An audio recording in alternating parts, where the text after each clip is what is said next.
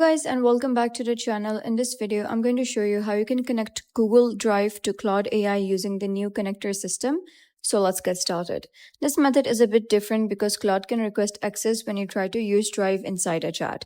So instead of manually linking Google Drive in settings, the connection usually starts when you ask Claude to perform an action involving your Drive, like creating or accessing a folder. So you can simply open Claude and go to your prompt section and type anything like a request, such as organize my folders in Claude or create this specific folder in Claude. And at this point, Claude will detect that Google Drive access is required and prompt you to connect your account. So you gotta click on the Allow button when it appears, and it will open Google authorization window, sign into your Google account and approve the permissions so Claude can create and manage files or folders in your Drive.